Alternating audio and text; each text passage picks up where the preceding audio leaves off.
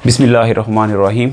अस्सलाम वालेकुम दोस्तों, मैं आपके पास आज असिनियो उनिकोफिली जिसके मामले में बहुत से लोगों को बावजूद इसके कि सिलसिला शुरू हो चुका है बहुत ज़्यादा कन्फ्यूजन है। बहुत से दोस्त इस मौजू पे बात करते हैं, सवाल करते हैं और चीज़ को क्लियर नहीं ले पा रहे। सोचा कि इस पे आपको एक वीडियो देता हूं जिस पे आप उसको सुन लें ताकि आपको आसानी से समझ आ सके। कोशिश करूंगा कि आसान फ़हम हो ताकि ये चीज़ आपको आसानी से समझ आ सके। अच्छा, बात करते हैं असिनियो उनिकोफिली। ये क्या है? असिनियो उनिकोफिली जो है ये असिनियो फैमिलियारिस को चेंज करके फैमिली एक्ट जो है, जिसको मिनिस्टरा बोनेती जो मसावी उमूर और ख़ानदानी उमूर की मिनिस्टर हैं, उन्होंने इस चीज़ को किया था 2020 में। काफ़ी कोशिश उन्होंने की थी इस चीज़ को लेके। तो वो सभी जो बोनस वगैरह, बोनस फीली और असिनियो फैमिलियार है और इस तरह की सब चीज़ें जो है उन्होंने इकट्ठी करके एक पैकेज बना दिया। अच्छा, ये मिनिस्टेरो द्रागी में मार्च में आके इस पे काफ़ी बहस हुई। मार्च से ये पास करके अप्रैल में इसको जो है ओके कर दिया गया। लेकिन इसमें कुछ अमिटमेंट्स की गई। वो अमिटमेंट्स क्या हैं वो मैं आपको बता दूं। तब्दीली यूँ आई है कि जो दो कैटेगरीज़ हैं, डिसोक्युपातो और ऑटोनोमी, इनको ये यहाँ से ऑटोनोमी बोल दीजिए, जिनकी अपनी स्वच्छता है, अपनी दीता है, प्रतिता ये है, वो लोग, और जो काम के बगैर हैं, उनको इस जुलाई से लेकर दिसंबर तक मिलेंगे। जबकि दूसरी कैटेगरी जो काम करने वाले लोग हैं उनको ये नेक्स्ट ईयर से शुरू करेंगे। अच्छा, अब समझने की ज़रूरत है ये है क्या एक्ट, क्या इसमें तब्दीली क्या है। ये उन्होंने किया है कि इसमें जो बच्चे 7वें माह की प्रेगनेंसी से लेके ये 21 साल तक मसूल होंगे। अच्छा, एक बात और भी वाज़ेह कर दूं कि ये माहाना बुनियाद पे होंगे। ये माहाना मिलेंगे, असिनियो फैमिलियारे ही की तरह हर माह मिलेंगे, लेकिन ये इन सब कैटेगरीज़ को मिल रहे हैं। अच्छा, अब ये जो इस साल का अरसा है, इसमें बच्चे को 18 साल तक तो रेगुलर मिलते रहते हैं।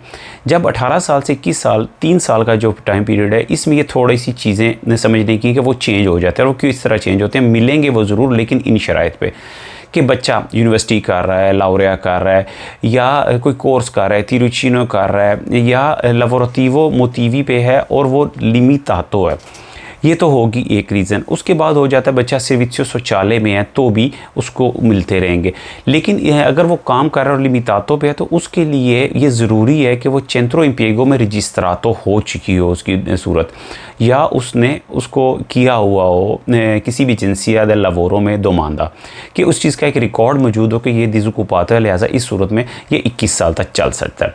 अच्छा, ये इस सूरत के अलावा जो वो माएँ जिनकी उम्र खुद से 21 साल है या इससे कम है, उनको भी ये अदायगी होगी जो बच्चे उनके कारिकों पे हैं। माजूर बच्चों की सूरत में भी ये 50% तक चला जाएगा। अच्छा, इसमें एक दो चीज़ें जो क्लियर करने की हैं वो ये हैं कि जो लोग ये समझ रहे हैं कि बहुत ज़्यादा मिलेंगे, कम मिलेंगे, ये पहली चीज़ ये है कि ये ईज़े पे बेस करता है। जितना आपका ईज़े है उस हिसाब से आपको इसकी अदायगी होगी। अच्छा, इस सूरत में कुल एक फैमिली को मैक्सिमम 1056 यूरो तक ये मिलेंगे, जबकि एक बच्चे की सूरत में ये 674 तक इसकी हद है। आगे चल के बात करेंगे वो सिर्फ सब कुछ किस तरह से जो है कन्वर्ट किया जाएगा, कैसे उसकी कैलकुलेशन होगी, ये सारा कुछ। अच्छा, अब आ जाते हैं कि किन लोगों को मिलेंगे। देखिए, ये हर एक कैटेगरी को दे रहे हैं, लेकिन इसमें डॉक्यूमेंटेशंस की जो शराइत है उनमें पूरा उतरना ज़रूरी है। जो लोग चितादिनो इटालियानो है, चितादिनांसा इटालियाना है उनके पास, या वो यूरोपीय यूनियन की शहरियत रखते हों, उनको मिलेगा। लुंगो टर्मिने सुजोर्नो वालों को मिलेगा। जो सुजोर्नो उए है उनको भी मिलेगा। अच्छा, अब दूसरी सुजोर्नो पे आ जाते हैं जो मोटिवी लवोरो की सुजोर्नो है। उसमें ये ज़रूरी है कि ये 2 साल का टाइम पीरियड है, वो मैं आगे चल के आपको बताता हूँ। लेकिन जो ये 2 साल का अरसा है, इसका कॉन्ट्रैक्ट उनके पास हो और इस अरसे में वो 6 माह पहले से काम कर रहे हो या 6 माह क्या उनके पास डिसोक्युपाzione का कोई रिकॉर्ड हो।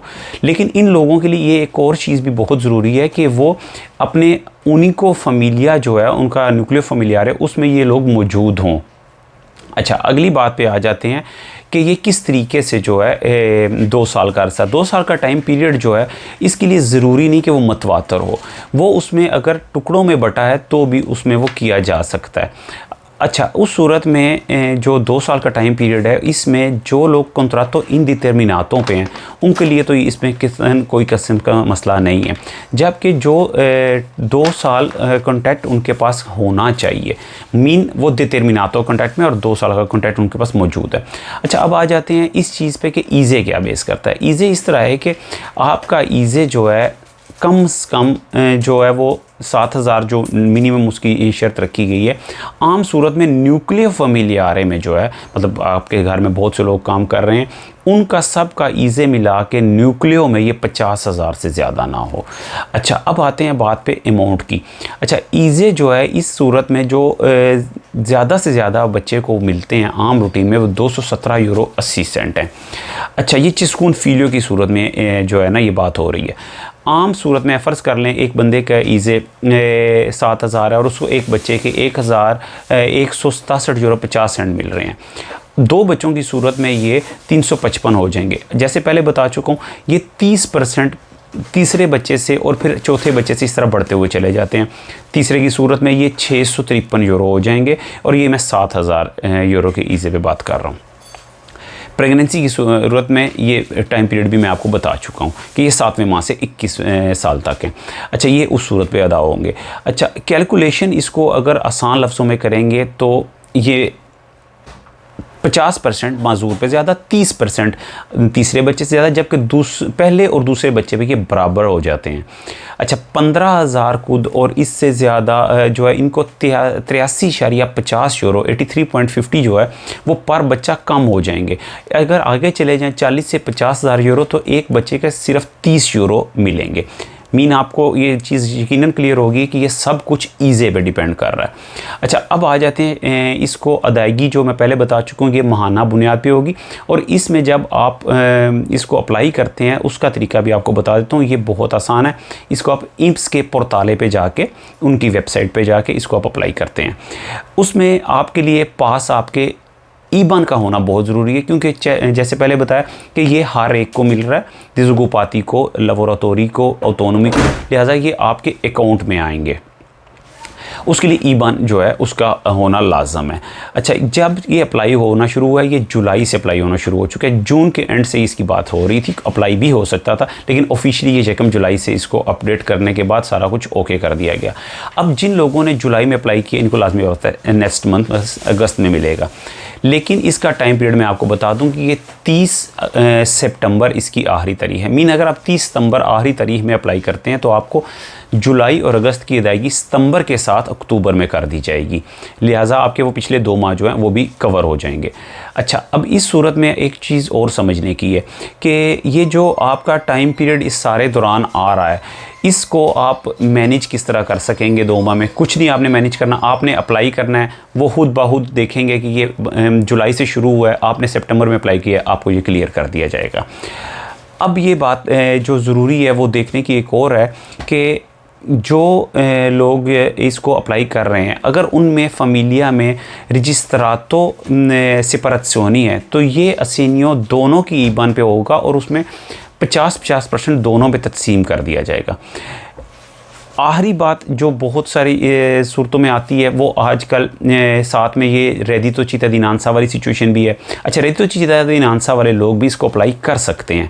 सिर्फ फ़र्क ये होगा कि इंप्स जब उसकी कैलकुलेशन करेगी तो उसमें से इन को कैलकुलेशन करने के बाद इस चीज़ की वो रेडितो के साथ असेनियो फैमिलियार की वो कटौती कर लेंगे, लेकिन उनको भी ये ज़रूर मिलेगा। अच्छा, आखिरी सूरत जो मेरे जहन में आ रही है वो इस तरह है कि इस चीज़ को आप आसानी से इंप्स पे जाके कर सकते हैं और कोई कन्फ्यूजन नहीं। मज़ीद कोई भी बात आपको पूछनी हो आप कमेंट कर सकते हैं, आप अपना सवाल मुझे भेज सकते हैं। दुआओं में याद रखिएगा। अगर आपको वीडियो पसंद आए तो लाइक करें, चैनल को सब्सक्राइब कर लीजिए कि यकीनन आपके लिए नेक्स्ट वीडियोज़ में आसानी होगी। तब तक के लिए इजाज़त दीजिए। अल्लाह निगहबान।